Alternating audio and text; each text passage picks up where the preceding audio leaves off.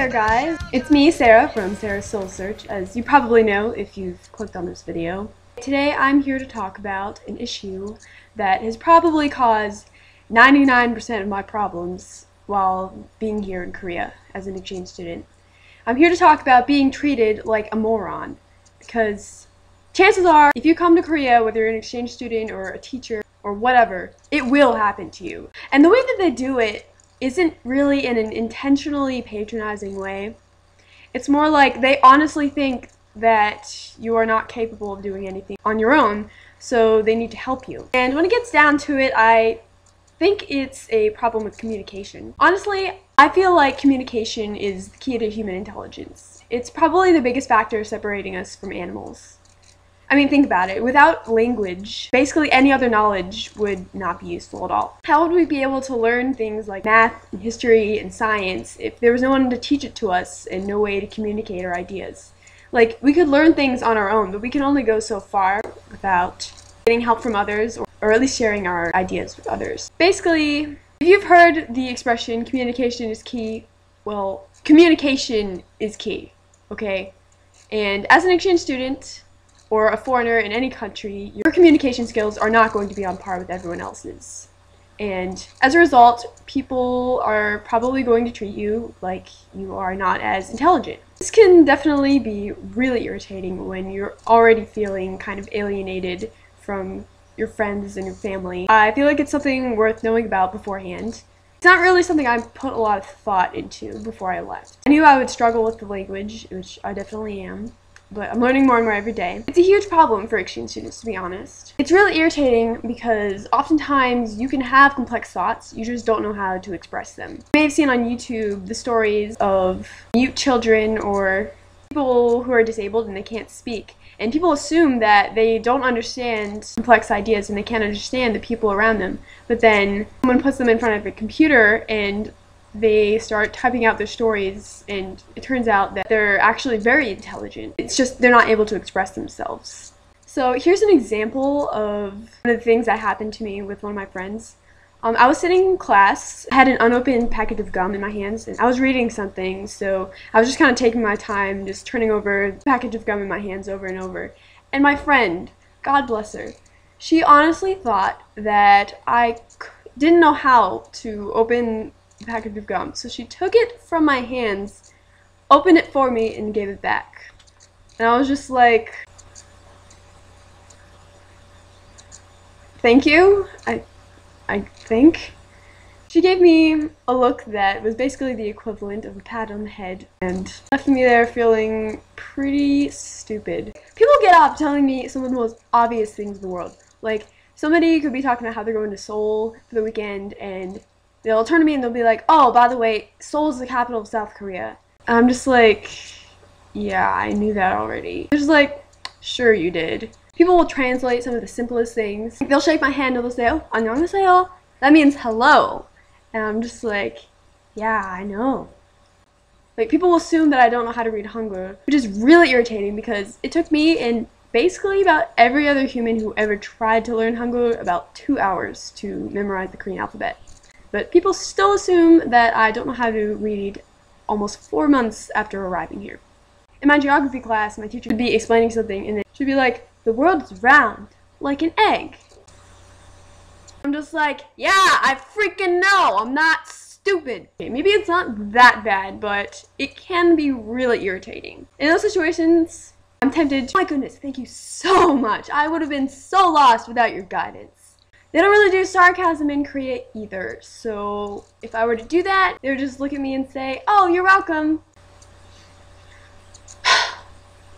And another downside to this is that people will always assume that it is your fault when something does not go the right way. For instance, a couple of weeks ago, I was supposed to take the SAT for the second time, because the first time it was canceled at the last minute. Thank you, College Board. But anyway, I was really paranoid that something was going to happen because I really didn't want to get lost or make a fool of myself on the test day. So I emailed the proctor almost a month in advance and asked for the address. And I asked him for exactly where the test would be happening because I didn't want anything to go wrong. And the night before the test, after studying my butt off, I printed out a map of the campus of the college where the test was going to be taking place. I made sure that I was going to be going to the right place. And then I showed up over an hour early for the test. Okay, I was there at 6:45 in the freaking morning, alright? I was supposed to be there at 8 o'clock for the test to start.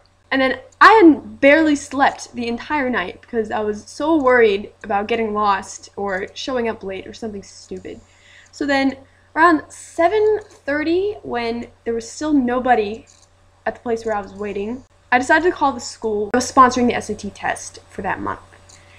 First time I called them, I tried speaking in Korean, and the lady, I guess, didn't understand me because I was freaking out and I was also really sick. But and plus, my Korean isn't perfect, okay? Like, it's just not. Let's get over that. I called the school 4 times, okay? And the lady on the other end either didn't understand me or didn't believe me when I told her that I was an American student taking the SAT in Korea. And so eventually, she told me to stop calling and blocked my number. So yeah, I basically went into panic mode. The address the guy gave me was for a convention hall next to a place called the Star Center. And the email read exactly, it said, if you look at the Star Center, you will see a convention hall. And right in front of the Star Center, conveniently, there was a place called Liberty Hall, which I assumed to be a convention hall. But it turns out that you had to go through the Star Center, past security, for which you needed a student ID, which was not mentioned in the email anywhere. And I had no way of getting a student ID because I'm not Korean and I'm not a college student. So already this plan was not going so well. And then he also told me it was in room 202, but it turned out to be in room 303 on the other side of the building. So with the help of a native Korean English teacher, I eventually found the right place over an hour late because the guy gave me the wrong address. And I was pissed, okay? Like, I was furious because I've been freaking out about this test for now 2 months, and now twice in a row it had been canceled. I was like, are you freaking serious? Or at least that's how it was in my mind. On the outside, I was basically a blubbering idiot. I don't know, I guess I was being a hormonal teenager or something, because it seemed at the time like nothing was going my way, and I was never going to get into college because I couldn't take the SAT, and I was freaking out, okay? And then the guy has the nerve to tell me that I should have come to the test center the night before to check to make sure that the directions he gave me were right. And I'm just like who does that? Have you ever heard of someone actually going to the test center before the night of the SAT? Like, this little excursion would have been like 2 hours out of my day. Keep in mind, the night before I was sick at the doctor's office and I had a Taekwondo class and I'm supposed to study for the SAT. Like, I'm sorry, that's just not realistic. That's just not how things actually work in real life, okay? But whatever. He gave me the wrong address. He was a jerk. You know, whatever. I'm just going to move on with my life, right? And so on the way out of the college, I'm about to take a taxi home, and my dad, and my host dad, who is freaking out, pulls over.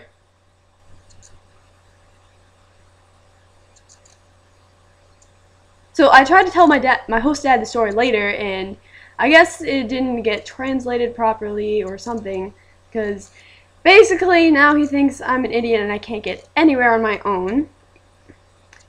Like, he thinks that I misunderstood the directions, which I didn't because they were written in English. But basically now I can't go anywhere on my own because he thinks I'm a big idiot, which kind of sucks.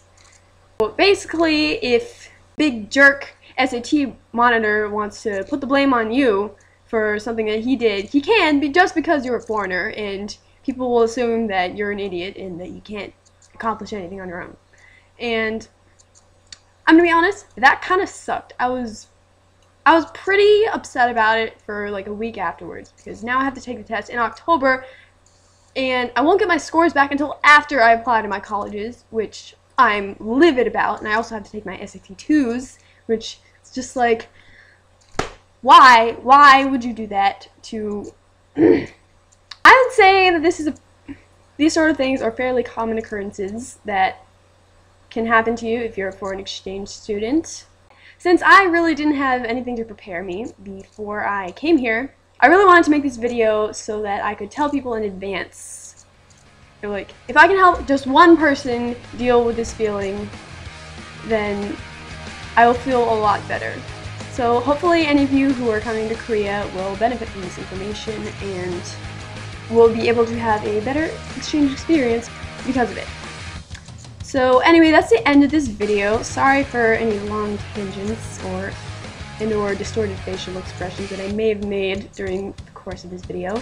But if you want to hear more from me, then click subscribe at the bottom of this page, or if you're on a phone, then after you click out of this page, then you subscribe. And then you can also follow me on Instagram at SarahsSeoulSearch.